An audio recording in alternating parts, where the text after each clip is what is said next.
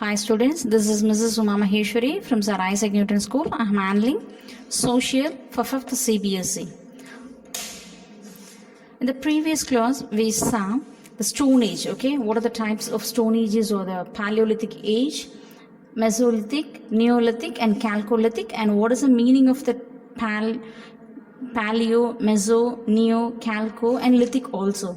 Now we are going to see the last one is Chalcolithic Age. Chalcolithic or Copper Stone Age. So from 3500 BCE to 2000 BCE in this age called Chalcolithic Age. The discovery and widespread use of copper marked the beginning of the Chalcolithic Age. Why they are using this word Chalcolithic, which means in this age the people are using the metal copper. So that's why it's have the name Chalcolithic Age. Some historians called this period later Neolithic Age. They won't accept it's a copper age. Some historians used to say it's a later Neolithic Age. Farming continue to be a major occupation of the people. So in this age also farming is a major occupation, okay, work for the people. The milk of domesticated animals became an important part of their diet. So milk of the domesticated animals, it's an important part of their diet. In India, evidence have been founded of Chalcolithic people live near Mysore and places along the banks of river Narmada. So in these areas we have the evidence of the peoples of Chalcolithic Age. So in this age the peoples are using copper. The historians use the word later Neolithic people, later Neolithic Age, okay. They in this age also their major occupation is farming, and they are getting the milk from the tamed animals, okay. So early humans started making tools and other artifacts out of stones to give this period the name Stone Age. So why they are giving the age Stone Age means in this periods and all the people's using stones to create their weapons, okay. That's why we are using the word Stone Age, okay. Evidence of human evolution. Evidence of human evolution which is nothing but development, okay. The evidence, what are the evidence we have for the human evolution? How do we know about life in the past? Okay, first they are giving an article and answer the question also if you can. 3 million years old human skeleton found. Okay, 1974 Ethiopia. So in 1974 in Ethiopia they have founded 3 million year old human skeleton. Donald Johnson, an expert in human history, unearthed bones in Ethiopia. He put these together to form a human skeleton. He named the skeleton Lucky after a famous song. So who has found that skeleton and who arranged the skeleton properly, and they finalized that's a human skeleton only, and the historian said the name Lucky for that skeleton, okay.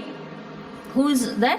Donald Johnson, okay. Lucky is believed to be 3.2 million years old. So what is the age of the skeleton? 3.2 million years old. Experts are thrilled as this is one of the oldest human skeletons to have been found anywhere on earth. So the historians and scientists are thrilled, okay. The experts are thrilled and they shocked. Is it oldest human skeleton? They hope that Lucky will help them learn more about early humans. So they believed and hope, okay, this skeleton Lucky will help us to learn more about the early humans' life. I can't believe it, said Johnson when he put it together. I just can't believe it. So first who thought, I can't believe it. This is a human skeleton in there 3.2 million years ago.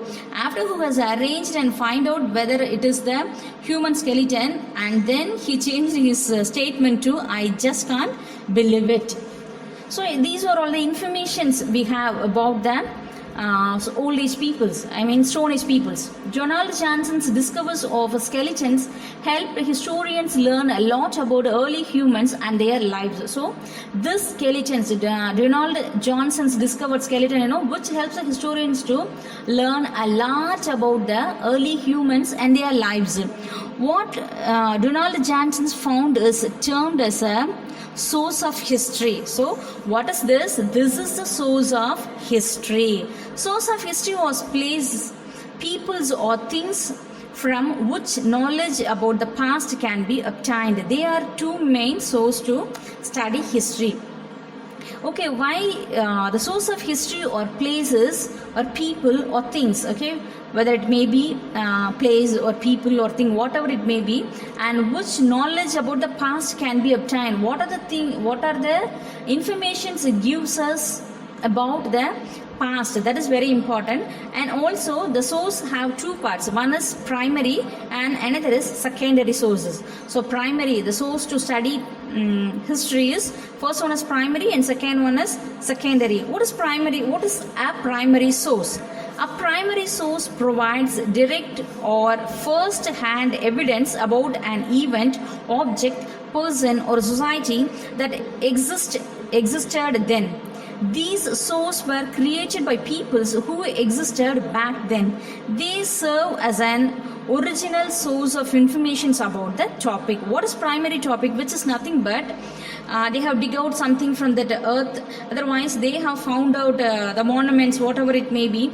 These are all the primary sources. Okay, without any informations we saw that things, that things or a person, otherwise events, everything comes under the category of primary sources. Examples of primary sources include manuscripts, monuments, cave paintings, artifacts, inscriptions and human remains. So whatever it may be, these things are all comes under the category of primary sources. What is the secondary sources? First, these also, what are the things we have got from that old age, that all the things will comes under the category of primary source. Then what is a secondary source?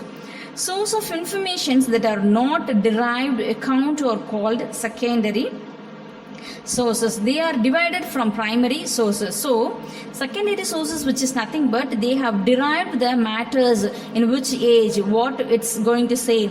So these are all the informations. Okay, what are all the informations we have collected from the primary sources is called secondary sources.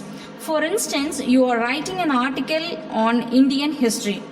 Yes, if you are just for an instance, okay, for an example, they are saying if you want to write an article about an Indian history, what do you want? You visit old monuments and gather information. Yes, you are visited the old monuments, places and collected informations from the inscriptions on them. The inscriptions would be the primary source and your article would be the secondary source of information. So what is the inscriptions is there? That is, so okay, what are the things they have? That is primary sources.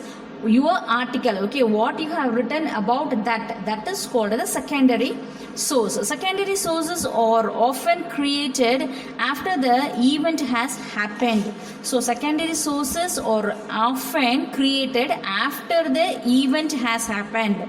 Secondary sources include reference books, magazines, journals, newspaper articles and recorded speeches. So these are all the secondary sources. Now I hope now you understood the difference between what is primary and what is secondary source.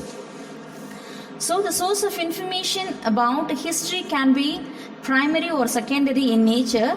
Careful analysis of both these type of sources can give us in-depth knowledge of history. So what are the sources? Okay, the source of information about the history, whether it is maybe primary or secondary, how we have classify, okay, how we have divide that or analyze that carefully, that is that will give us the depth knowledge of the history.